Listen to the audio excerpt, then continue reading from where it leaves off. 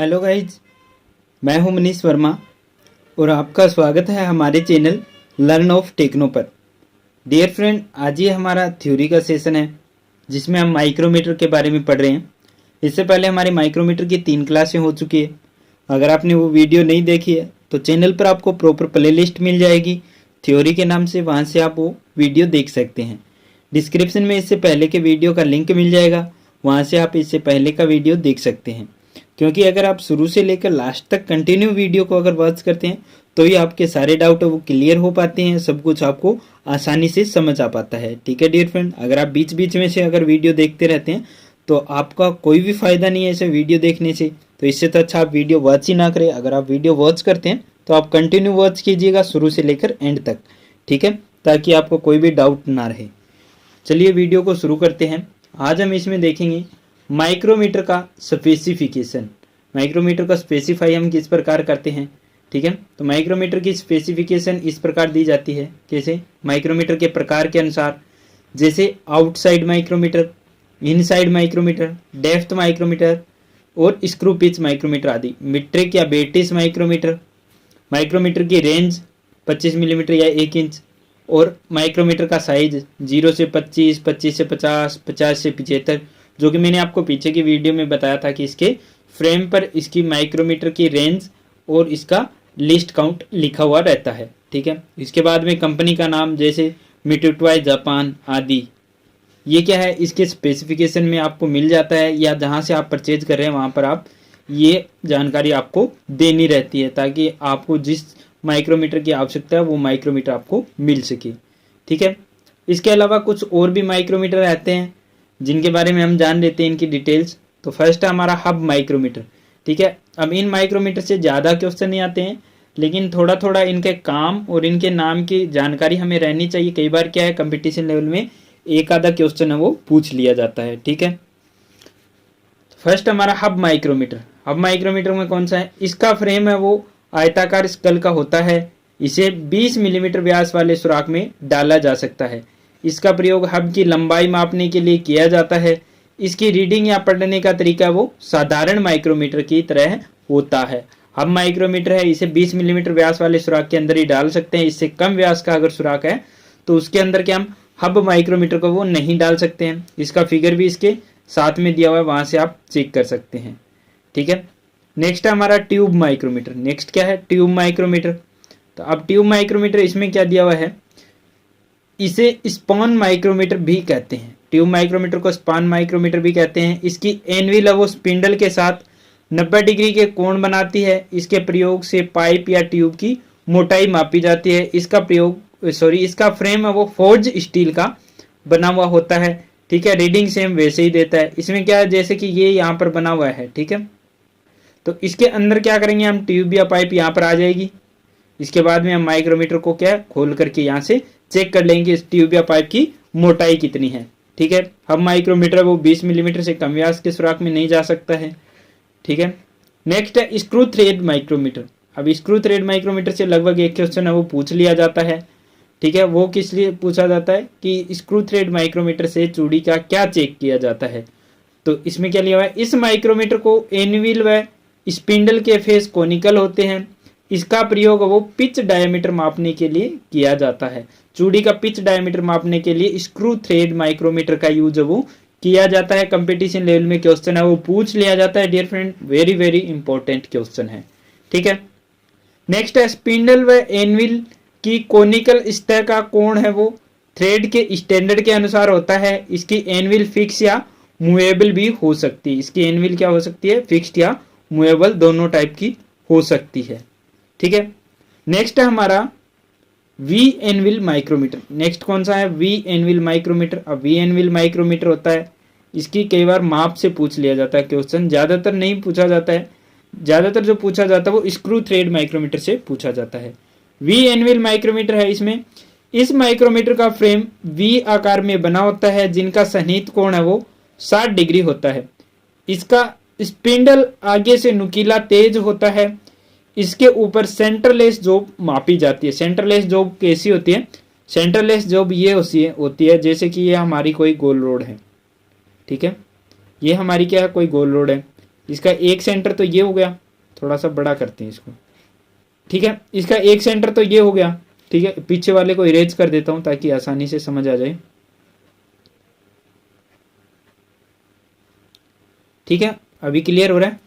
एक सेंटर तो ये हो गया इसका। अभी क्या है, जैसे ये बना हुआ है, ठीक है। एक सेंटर तो ये हो गया और आगे ये इतना और बना हुआ है, आगे ये इतना और बना हुआ है। तो एक सेंटर ये हो गया यहाँ पर, आगे वाले का सेंटर कहाँ हो गया, यहाँ पे, और पीछे वाले का सेंटर कहाँ पर हो गया, यहाँ पर, ठीक है। तो ये क्या है, सेंटरलेस जॉब है हमारा, यानी कि 2 सेंटर बने हुए हैं, ठीक है। इसके द्वारा मापा गया माप 3D/2 होता है, ठीक है। 3 गुणा D/2, ये इसका जो माप आती है वो डाया जो होगा, व्यास जो होगा, उसको 3 से गुणा कर 2 का भाग देंगे, ठीक है। इसकी जो माप आती है वह 3D/2 होती है। 3D/2, 3 गुणा D डाया व्यास बटे 2 होती है, ठीक है।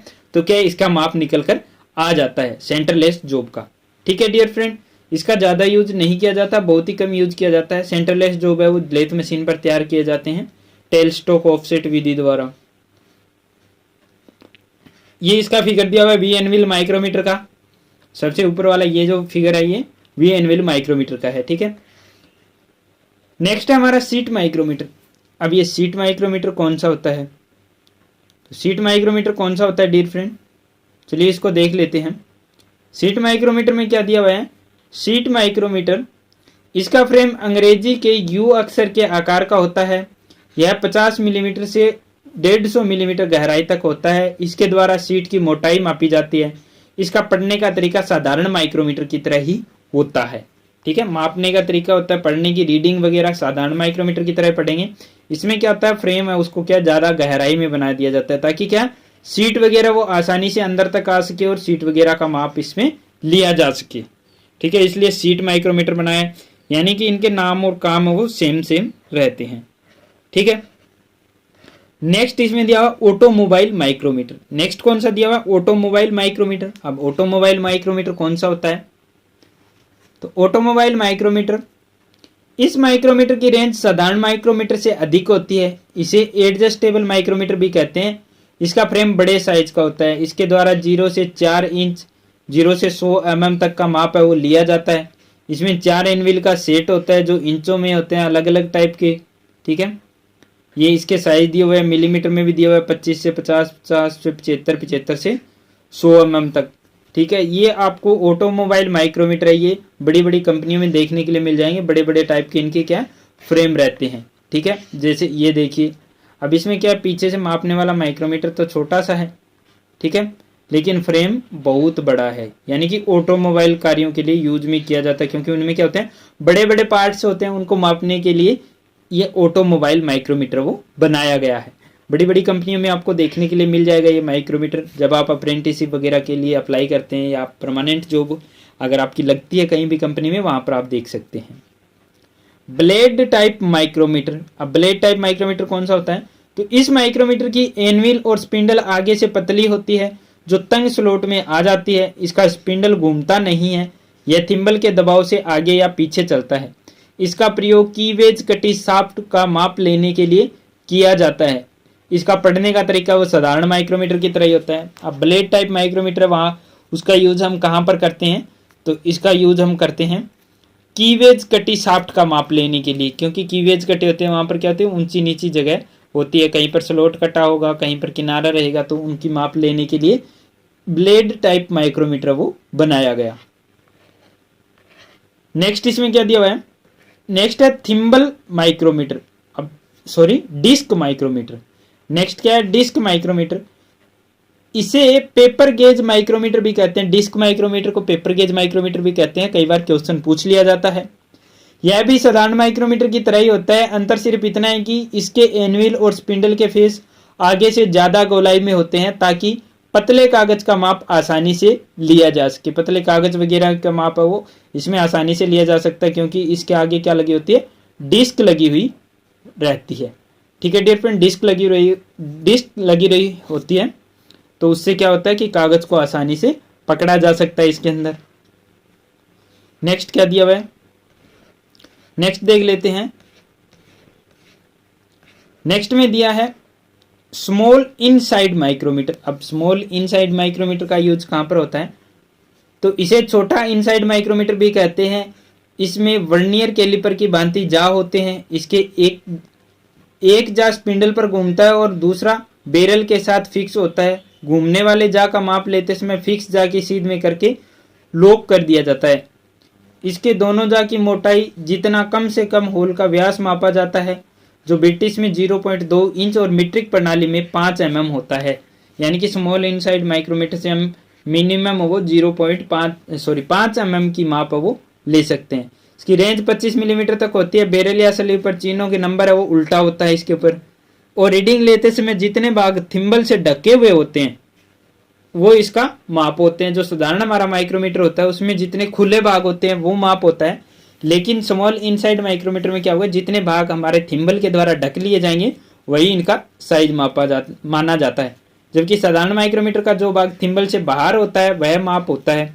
इसका प्रयोग अंदर के माप और बाहर के छोटे माप के लिए किया जाता है। ठीक है, जितने भाग इसके ढके हुए रहेंगे उतना ही क्या माना जाएगा, इसका खुला हुआ भाग माना जाएगा या रीडिंग मानी जाएगी। ठीक है, नेक्स्ट देख लेते हैं। नेक्स्ट में क्या दिया हुआ है, नेक्स्ट इसमें क्या दिया हुआ है, नेक्स्ट है बाल माइक्रोमीटर या फ्लेंज माइक्रोमीटर। बाल माइक्रोमीटर और फ्लेंज माइक्रोमीटर में देख लेते हैं क्या क्या डिफरेंस रहता है इनमें।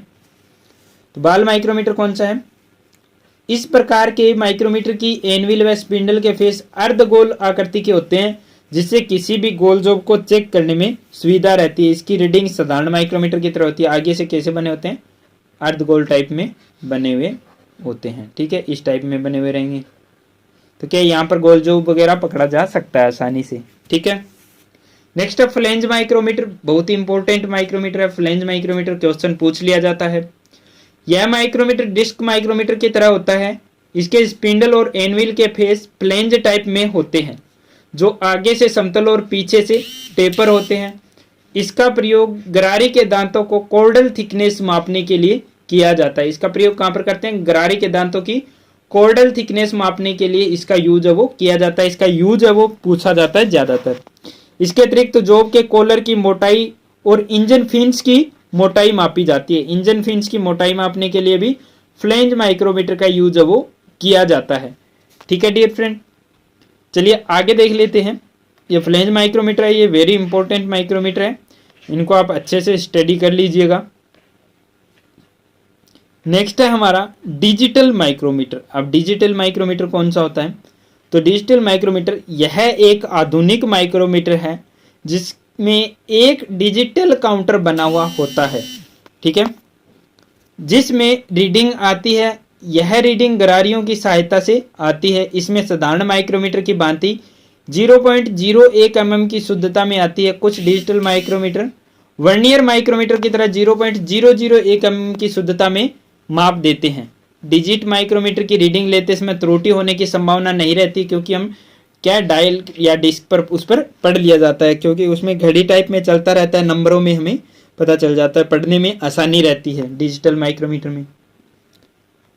नेक्स्ट है हमारा कॉम्बिनेशन माइक्रोमीटर। नेक्स्ट कौन सा है, कॉम्बिनेशन माइक्रोमीटर। अब कॉम्बिनेशन माइक्रोमीटर इसे क्यों बोलते हैं, इसे संयुक्त माइक्रोमीटर कहते हैं। इसके डायल और स्लेव पर अलग अलग प्रणालियों में एक समान माप आता है। ठीक है, अलग अलग में यानी ब्रिटिश और मीट्रिक दोनों प्रणालियों में माप पढ़ सकते हैं।